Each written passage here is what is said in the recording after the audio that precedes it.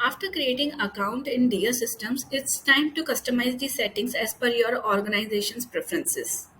Under settings, you will be able to see general settings, reference books, users and roles, document and email templates and automation.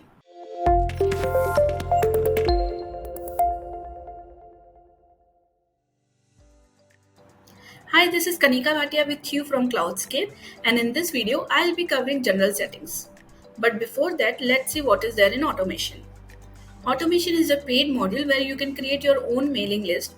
You can set some notification, schedule reports, set some reminders, workflows, and do the task settings as well. Now going to general settings, you will be able to see different sections here like organization, security settings, financial settings, and so on. Let's start with the organization.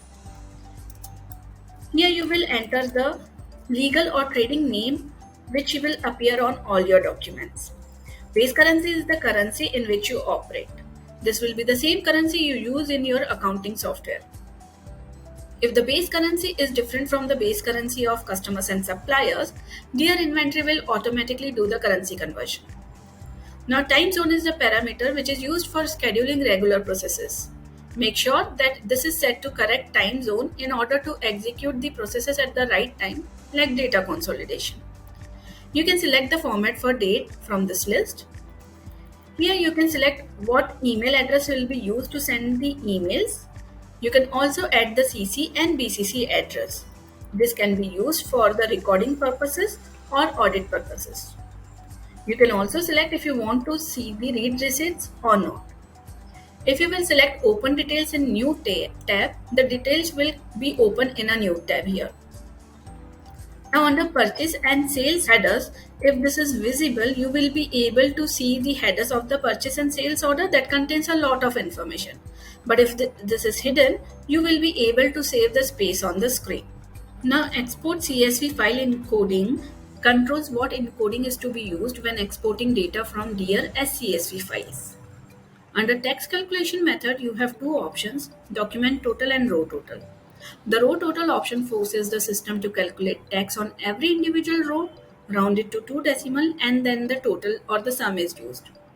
The document total option calculates tax for every line, round the value to 4 decimals, and then the total tax is rounded to 2 decimal places. With this option, you can limit the number of digits shown after the decimal point when displaying the quantity of stock in any report. DIA has a feature that allows users to send and receive messages. If enabled this, you will be able to use this chat option.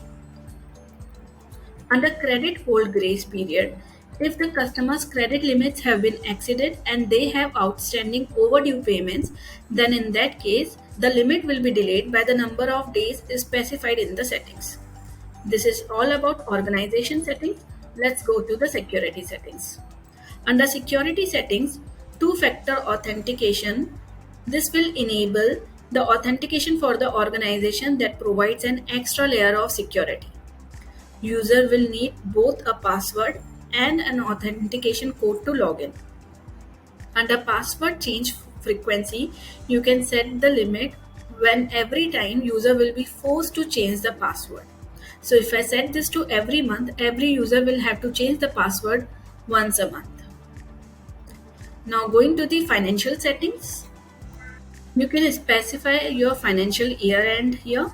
Tax period is the frequency interval used for calculating the sales tax. Put your tax ID number or the TRN number here. You can mention the name which is displayed on your tax documents.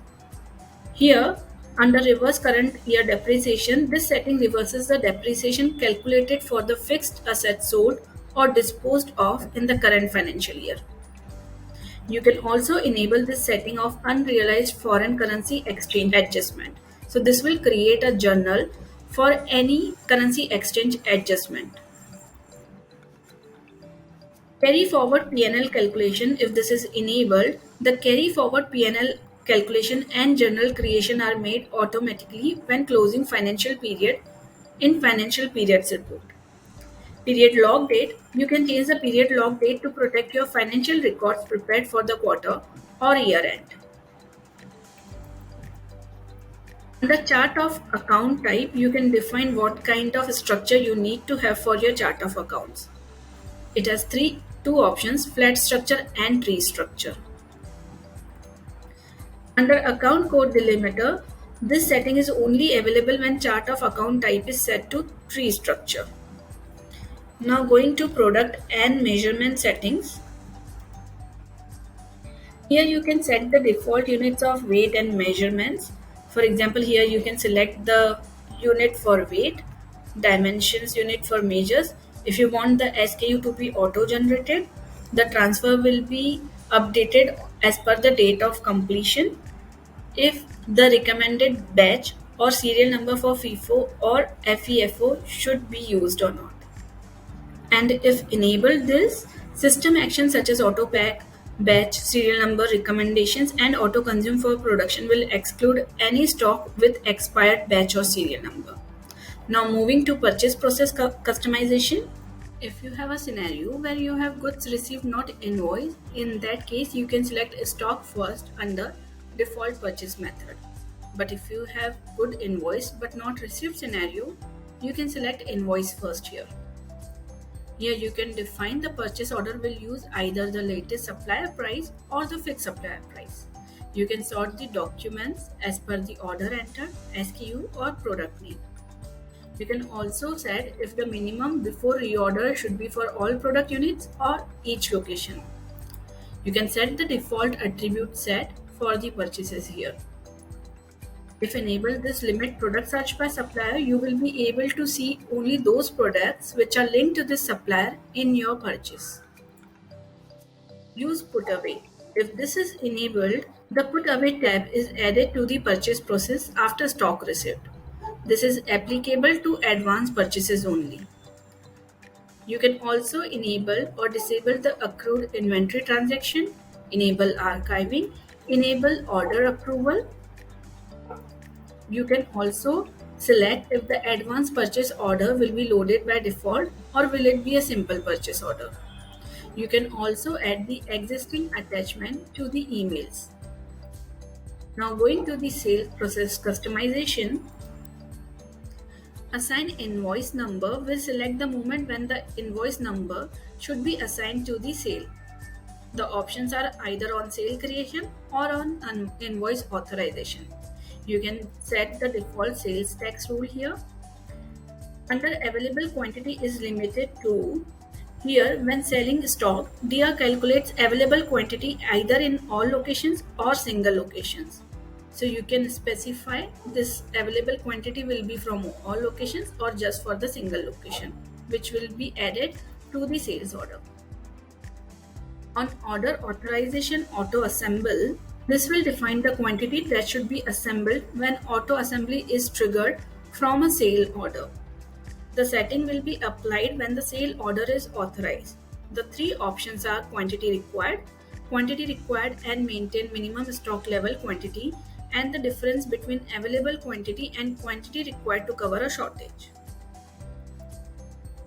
Under sales documents, the sorting of sale document can be customized.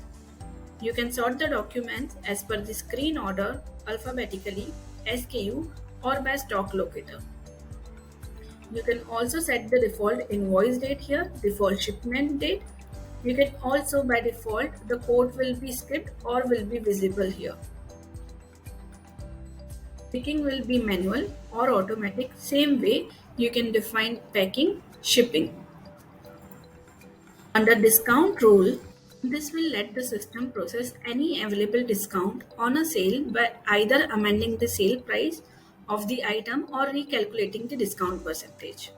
You can also enable if any discount or deal should be applied automatically. Here, in some scenarios, the seller wants to add an extra discount to the selected customers. You can enable or disable accordingly.